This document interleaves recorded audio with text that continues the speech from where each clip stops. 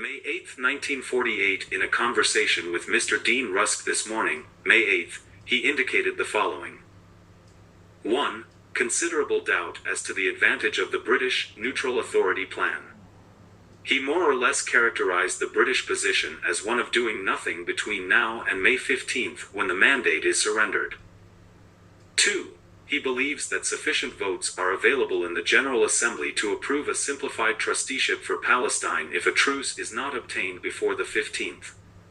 He sees such a simplified trusteeship plan as amounting to a substitute for the November 29th resolution, with the advantage of placing the Arabs in the position of being brought before the Security Council in case of invasion after the 15th. Of course, this is true now to the same extent with respect to the November 29th resolution, and the Jews would be faced with similar Security Council action if they forcibly opposed such a trusteeship. 3. Mr. Rusk indicates that the chief desire of the United States is for a truce agreement before the 15th. It is probably that the so-called simplified trusteeship plan, for which Mr. Rusk believes the necessary votes are available, is being held in reserve pending efforts to obtain a truce. I urged that the United States take no position between now and the 15th which would tie the hands of the United States after May 15th.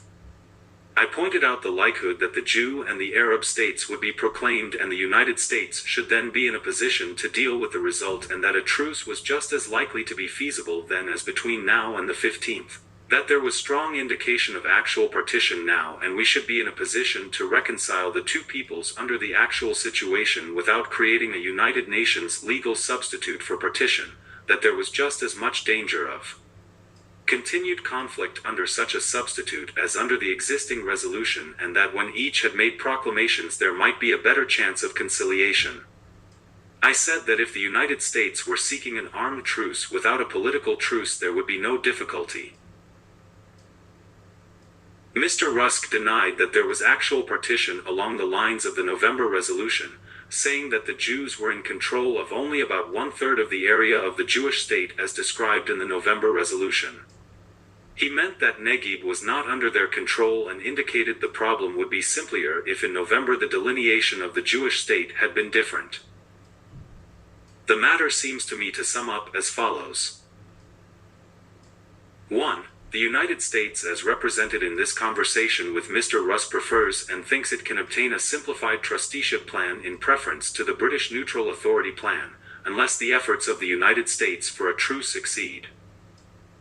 2. Mr. Rusk prefers such a trusteeship plan to leaving the November 29th resolution untouched when May 15th arrives.